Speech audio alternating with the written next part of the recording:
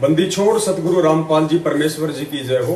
परमपिता परमेश्वर सारी सृष्टि के रचनहार, कुल मालिक, असंख्य ब्रह्मांडों के रचयिता, जगत गुरु, संत शिरोमणि, परम पूज्य परमेश्वर सतगुरु रामपाल जी भगवान के चरण कमल में मुझ पवन दास का कोटि कोटि दंड प्रणाम। पुण्यात्माओं, दया परमपिता परमेश्वर जी की, जिनके आशीर्वाद से आप और हम सभी सत्सेवक भाई बहन लाइव हैं। और जैसा कि दास आप जी को पहले सूचित कर चुका है, एक बार पुनः दास आप जी को सूचित कर देता है। आज के बाद हम दिन में 5 बार लाइव आएंगे। सुबह 9 बजे, दिन में 12 बजे, फिर 3 बजे, फिर 6 बजे, फिर रात को 9 बजे। और पॉइंट टू पॉइंट हम लोग बातचीत करेंगे और 10 से 15 मिनट का हमारा लाइव होगा। तो वीडियो को ज़्यादा से ज़्यादा शेयर करें। ये हमारा दूसरा लाइव है 12 बजे का। और हमारे एक भगत भाई की शंका थी कि हमारे पूज्य जो गुरुदेव हैं परमपिता परमेश्वर सतगुरु रामपाल जी भगवान, और हमारे जो दादा गुरुदेव जी हैं स्वामी रामदेवानंद जी महाराज जी, उनका मैंने एक वीडियो देखा है सोशल मीडिया पे। वो अपने एक भगत के घर पे बैठे हैं और उनका भगत दुर्गा माता की पूजा कर रहा है। तो भगत जी, हमें कुछ समझ में नहीं आ रहा है, इस परमात्मा की भक्ति में दुर्गा माता की पूजा क्यों, जबकि दादा गुरुदेव जी वहीं पे बैठे हुए हैं। पुण्यात्माओं, देखिए, काल भगवान की कोशिश है कि वो किसी भी तरह से हमारे को शंकाओं में रखे, हमारे को ज्ञान आधार से इस भक्ति मार्ग पे ना चलने दे, शंकाओं के बीज हमेशा हमारे अंदर वो डाले रखे।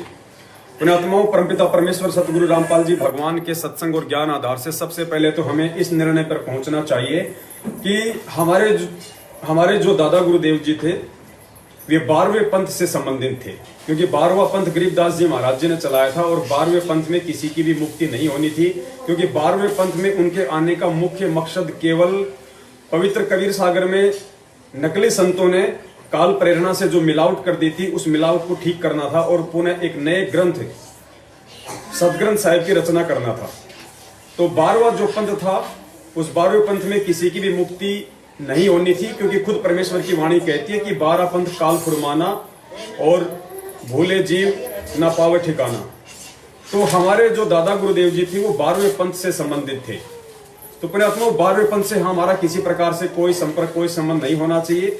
12वें पंथ में क्या पूजा थी, क्या साधना थी, दादा गुरुदेव जी क्या करते थे, क्या नहीं करते थे, इन सब बातों को लेकर हमारे मन में कोई शंका नहीं होनी चाहिए, क्योंकि हम इस परमपिता परमेश्वर कबीर साहिब जी के यथार्थ 13वें कबीर पंथ से जुड़े हुए हैं। और इस 13वें कबीर पंथ का जो संचालक है वो परमपिता परमेश्वर सतगुरु रामपाल जी भगवान स्वयं है।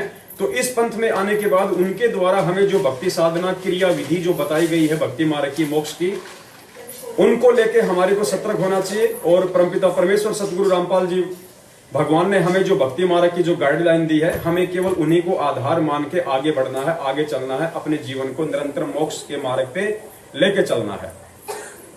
अब इसके बहुत सारे रीजन है, थोड़ा सा दास आपको बताना चाहेगा, क्योंकि शंका अगर जाहिर की है तो उसका समाधान भी परमेश्वर के ज्ञान आधार से होना जरूरी है।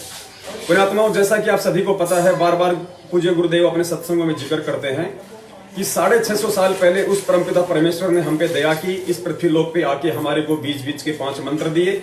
मालिक को पता था कि उस समय हमारा मोक्ष तो नहीं होना था, लेकिन वर्तमान पिछले पीढ़ी तक हमारे को मानव जन्म मिले और वर्तमान तक हम पहुंचे, इसके लिए परमेश्वर ने हमारे से जो है वो भक्ति करवाई, हमारे को बीच बीच के 5 मंत्र दिए।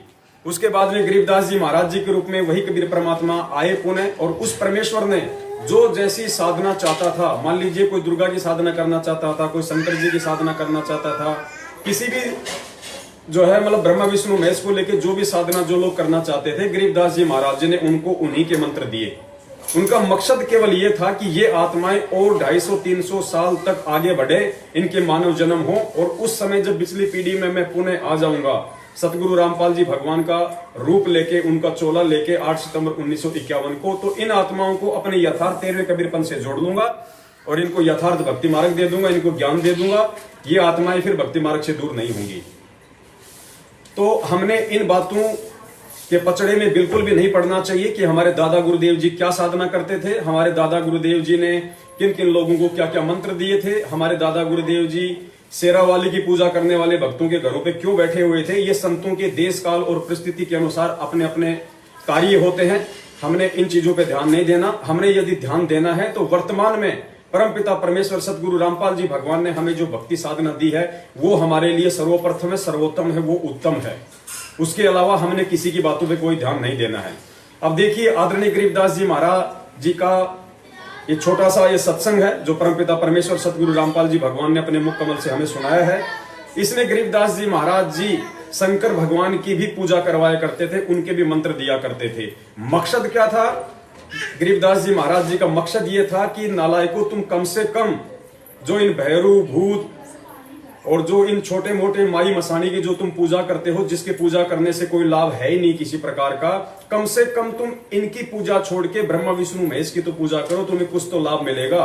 ये सोच के आदरणीय गरीबदास जी महाराज जी नीचे के देवी देवताओं की पूजा पाठ छुड़वा के और उनको ब्रह्मा विष्णु महेश तक का नाम दिया करते थे, उनको जाप दिया करते थे, ताकि इनको कुछ तो राहत हो, कुछ तो इनको लाभ हो। क्योंकि मोक्ष तो उस समय किसी का होना नहीं था, क्योंकि मोक्ष मार्ग तो पिछली पीढ़ी में ही शुरू करना था परमपिता परमेश्वर सतगुरु रामपाल जी भगवान ने। तो जब आप ये सत्संग सुनेंगे छोटा सा कि गरीबदास जी महाराज जी भी शंकर जी का नाम दिया करते थे, शंकर जी की भक्ति करवाया करते थे, शंकर जी की महिमा का उन्होंने गुणगान किया, तो आपके समझ में आ जाएगा कि वास्तव में हमारे दादा गुरुदेव जी क्यों अपने उस भगत के घर पे वहीं बैठे हुए थे जहां पे वो भगत शेरावाली की पूजा करता था। क्योंकि दादा गुरुदेव जी को मालूम था कि मेरे से किसी का मोक्ष तो हो नहीं सकता है, लेकिन मेरे से जुड़ के और मेरे द्वारा ये मंत्र प्राप्त करके ये आत्माएं आगे जन्म प्राप्त कर लेंगी।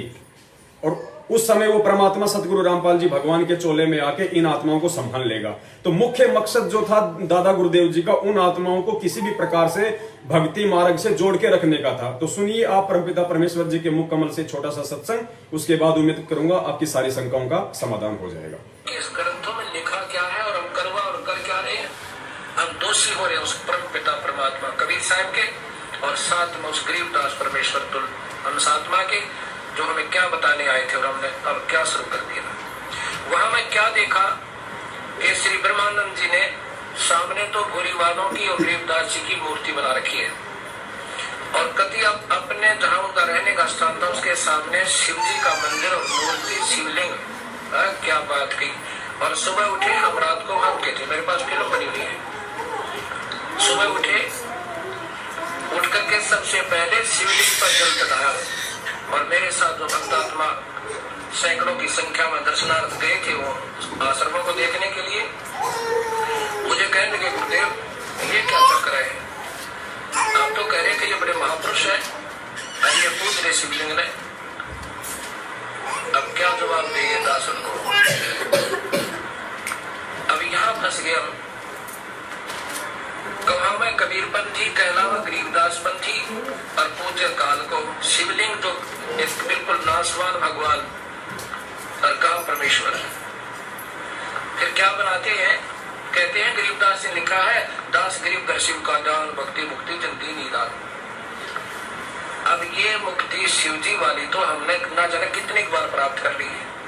भगवान शिव ने पार्वती जी को ये प्रथम नाम दिए थे 5, जो हम आपको 7 देते हैं। और भगवान शिव भी इतना ही अमर है, जैसे पार्वती को अमर कर दिया, जब तक शिव की आयु है तब तक पार्वती रहेगी। ये तो हम असंख्य बार हो चुके, इतने अमर। तो गरीबदास जी कहते हैं और टड़े ढूंढता है, और पूजाएं तो तुम इधर उधर फिरते हो, तीर्थ का, कोई पितर का, कोई भूतों का, इससे अच्छा तो शिव जी ने पूज लो। इससे भी थोड़ी बहुत यहाँ की सुविधा, थोड़ी बहुत आयु तुम्हारे को, यानी कि आयु तो नहीं बढ़ सकती, जब तक श्वास है तब तक आप रहोगे, और छोटी मोटी राहत इन अन्य पूजाओं से ठीक है, लेकिन मुक्त नहीं हो सकते, जन्म नहीं मिलेगा। तो पुण्यात्माओं, परमपिता परमेश्वर जी का ये अनमोल सत्संग सुन के आप जी के समझ में आ गया होगा कि आदरणीय गरीबदास जी महाराज जी ने नीचे के देवी देवताओं की पूजा पाठ से जो लाभ नहीं होना था, उनसे उत्तम ब्रह्मा विष्णु महेश तक की पूजा उन आत्माओं को करवाई जो आत्माएं वो पूजा पाठ करना चाहती थी, ताकि इनको कुछ तो राहत मिले, कुछ तो इनको शांति मिले। यही स्थिति हमारे दादा गुरुदेव की थी, क्योंकि हमारे दादा गुरुदेव भी गरीबदास जी महाराज जी के 12वें पंथ से ही संबंधित थे, और मुक्ति उनके माध्यम से भी नहीं होनी थी किसी की, लेकिन उनके शरण में रह के यदि थोड़ी बहुत कोई भक्ति यदि इस माता की भी कर लेता, ब्रह्मा विष्णु महेश की भी भक्ति कर लेता, तो उसको कुछ राहत मिलती और उसको थोड़ा सा मानव जन्म आगे मिलता, और सतगुरु रामपाल जी महाराज जी के समय तक वो आत्मा जन्म लेते लेते आ जाए और फिर उसको परमात्मा संभाल ले। तो पुण्यात्मा, हमने इस पचड़े में बिल्कुल भी नहीं पड़ना है।